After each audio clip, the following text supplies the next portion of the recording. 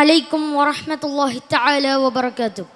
അൽഹംദുലില്ലാഹി വഹ്ദ സ്വല്ലത്തു വസ്സലാമു അലാ മൻ ലാ നബിയ ബഅദ വഅലാ ആലിഹി വസഹ്ബിഹിൽ ഫായിസീന ബിറളില്ലാഹി അമ്മാ ബഅദ്.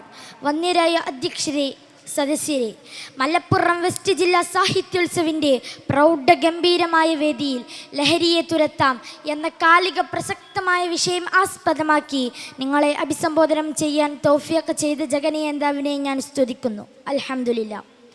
കരൾ പങ്കിടാൻ വെയ്യൻ്റെ പ്രണയമേ, പകുതിയും കൊണ്ടുപോയി ലഹരിയുടെ പക്ഷികൾ. ഒരു മലയാള കവിയുടെ പ്രശസ്ത വരികളാണിത്. പ്രണയനിക്ക് കൊടുക്കേണ്ട കരൾ ലഹരിക്ക് കൊടുത്ത ഒരു കാമുകൻ്റെ ആത്മരോദനമാണിത്. ആധുനിക സമൂഹത്തെ കാർന്നു തിന്നുകൊണ്ടിരിക്കുന്ന ലഹരിയുടെ കരാൾ ഹസ്തങ്ങളിൽ നിന്ന് സമൂഹത്തെ രക്ഷിക്കൽ നാം ഓരോരുത്തരുടെയും സാമൂഹ്യ ബാധ്യതയാണ്.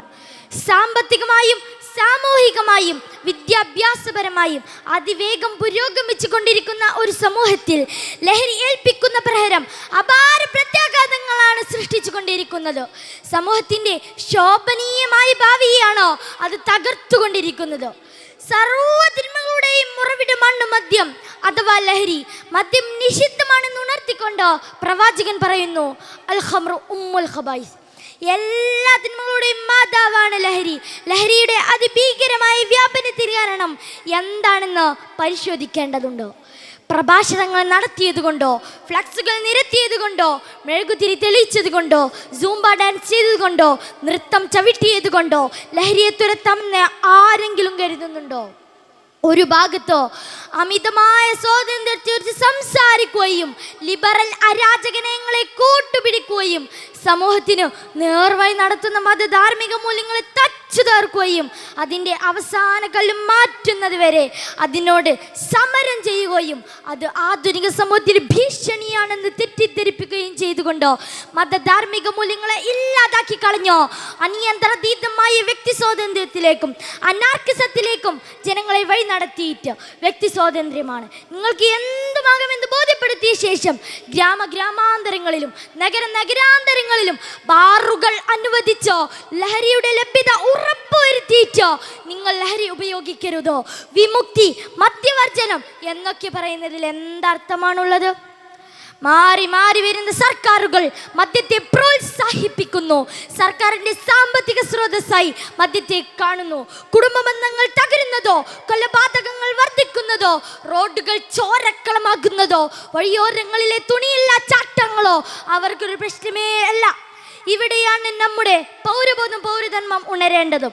സർക്കാരുകളും രാഷ്ട്രീയ പ്രസ്ഥാനങ്ങളും ആത്മാർത്ഥമായി പ്രവർത്തിക്കാൻ തയ്യാറായാൽ ഒരു പരിധിവരെ ലഹരിയെ തുരത്താം, പടിക്ക് പുറത്താക്കാം. ഖുർആനിന്റെ പ്രസക്തമായൊരു ചോദ്യമുണ്ടോ?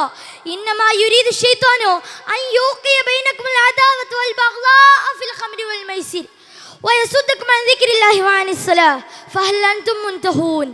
മദ്യത്തിലൂടെയും ചൂതാട്ടത്തിലൂടെയും നിങ്ങൾക്കിടയിൽ വെറുപ്പും വിദ്വേഷവും വളർത്താനും അള്ളാഹുവിനെ ഓർക്കുന്നതിൽ നിന്നും നമസ്കാരത്തിൽ നിന്നും നിങ്ങളെ തടയാനുമാണ് പിശാച് ഉദ്ദേശിക്കുന്നതോ?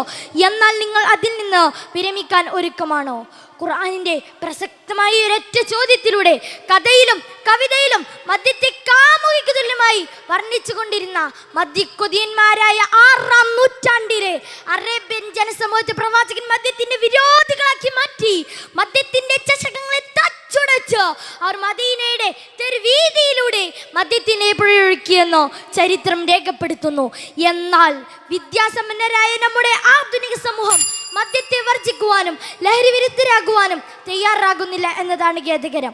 നിങ്ങളുടെ ആരോഗ്യം, സമ്പത്ത്, അഭിമാനം എല്ലാം തകർത്ത് കളയുന്ന ഈ ലഹരിയോട് ഒന്ന് വിട പറഞ്ഞുകൂടെ?